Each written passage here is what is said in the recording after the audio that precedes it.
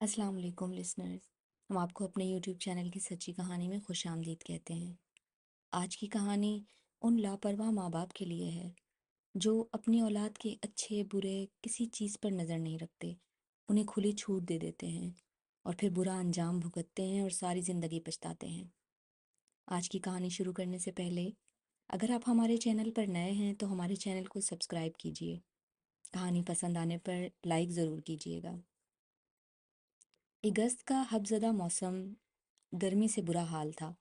تیز دھوپ اور گرمی، بیٹی کے ایڈمیشن کے سلسلے میں فیصل آباد جانا پڑا۔ دونوں بیٹیاں ساتھ تھیں، دونوں نے عبایا پہن رکھا تھا۔ شومئی قسمت کہ گاڑی کا اے سی اچانک خراب ہو گیا۔ خیر جیسے تیسے کر کے کالج پہنچے، ایڈمیشن وغیرہ سے فری ہوئے تو سوچا کہ کہیں چند لمحوں کے لیے بیٹھ کر کچھ کھا پی لیا جائے۔ آج کل ہر چھوٹے بڑے شہر میں کھانے پینے کی جگہیں کثرت سے موجود ہوتی ہیں اور ایسی جگہ ایئر کنڈیشنر ضرور ہوتے ہیں، اس لیے بیٹھنے والوں کی تعداد بھی کافی ہوتی ہے۔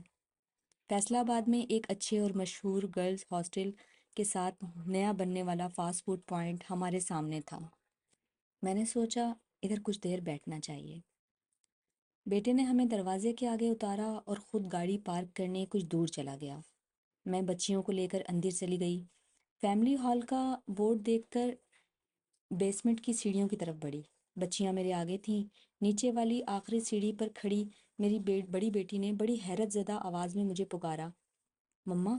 اس کی آواز میں نے حیرت محسوس کی، مگر میں نظر انداز کر دیا کہ ایسی جگہوں پر وہ بہت کم آتی ہیں، شاید اس وجہ سے کچھ کہنا چاہا ہو۔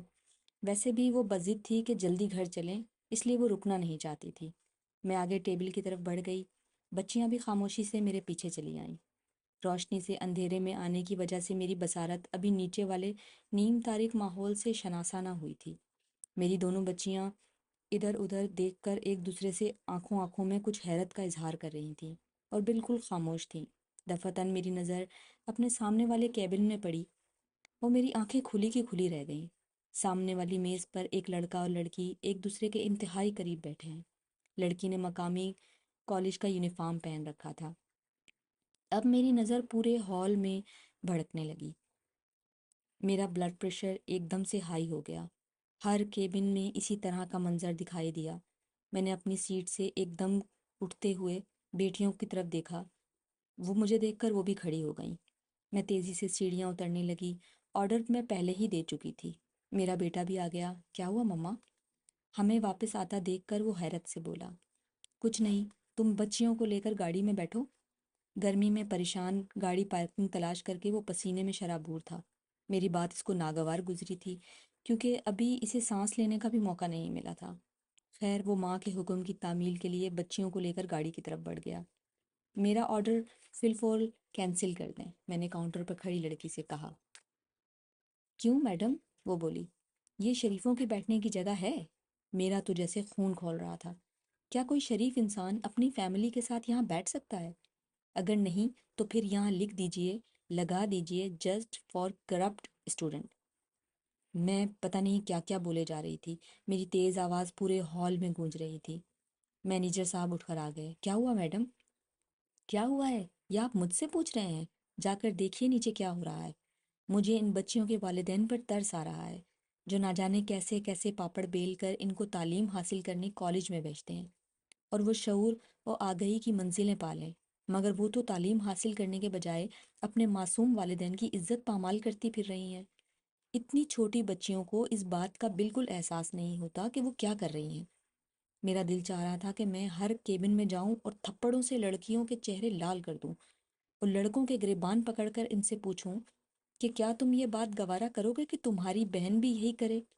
بالکل نہیں کرو گے تو پھر کسی کی بہن بیٹی کو برباد مت کرو، اور والدین سے گزارش ہے کہ اپنی بیٹیوں پر نظر رکھیں، اپنی بیٹیوں کو اچھی تعلیم دلائیں، اچھا کھلائیں پلائیں پڑھائیں لکھائیں، لیکن انہیں اس طرح کھلا مت چھوڑیں۔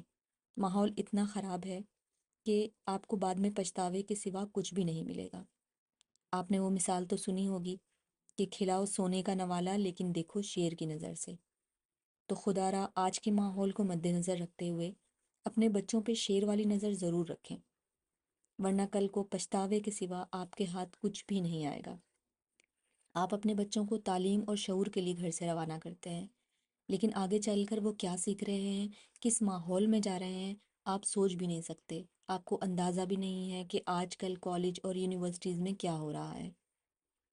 لہٰذا مہربانی کریں، اپنے بچوں اور بچیوں پر نظر ضرور رکھیں کہ وہ کس ماحول میں پڑھ رہے ہیں۔ اس سے آپ کی بھی عزت محفوظ رہے گی اور آپ کی اولاد کی بھی عزت بنی رہے گی۔